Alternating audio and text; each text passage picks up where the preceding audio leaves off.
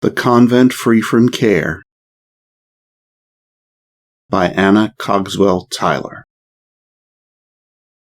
Once when Emperor Charles V was traveling in the country, he saw a convent, and in passing by a little door, he read this strange inscription: "Here you live without a care." The emperor was very surprised and could scarcely believe his eyes.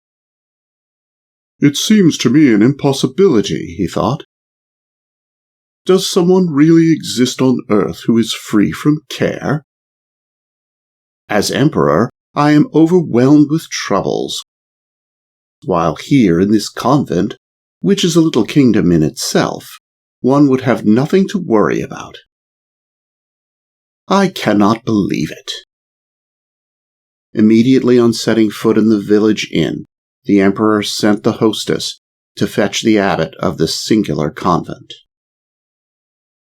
You can imagine what a state of mind the latter was in when he heard he was summoned to the emperor's presence. "What have I done to displease him?" he asked himself. On the way he examined his conscience over and over again, and he could think of no fault of which he was guilty. "I am in troubled waters. I must steer my way through," he said. When he was in the emperor's presence, the latter expressed his astonishment of what he had read. The abbot now knew why he had been summoned and smiled. "Sir," he said, "does that astonish you? However, it is very simple. We eat, we drink, we sleep, and we worry over nothing." "Well, Reverend Abbot, that state of things must come to an end," said the emperor. "And in order that you may have your share of trouble, I command you to bring me tomorrow the answers to the 3 following questions. First, what is the depth of the sea? Secondly, how many cows' tails would it take to measure the distance between the earth and the sun? Thirdly, what am I thinking about? Try to please me, or I shall extract a penalty from you." On hearing these words, the abbot returned to his convent with a heavy heart. From that moment he knew no peace.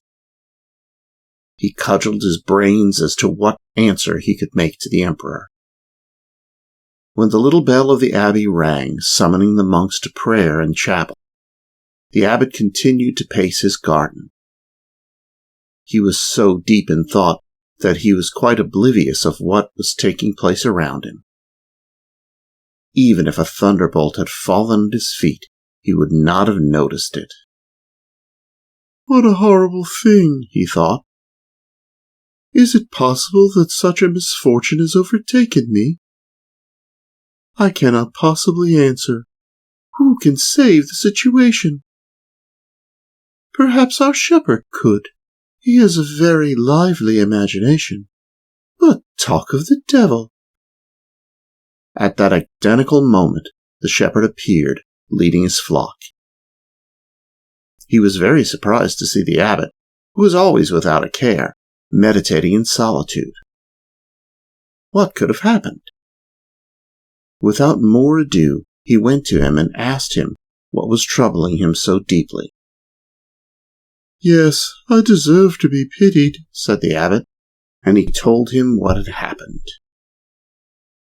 "Why are you tormenting yourself over a little thing like that?" the shepherd laughingly replied.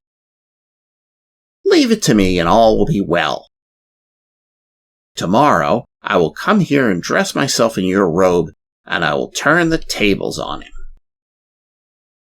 At first the abbot demurred, but in the end he yielded, and the matter was settled.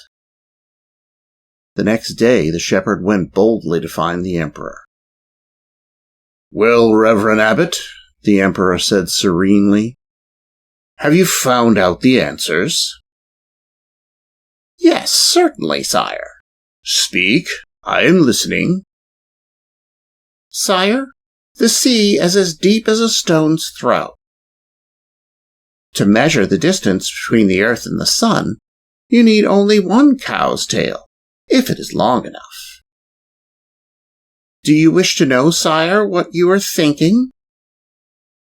Well, at this moment, you think, sire, that the abbot of the convent is in your presence, and it is only his shepherd.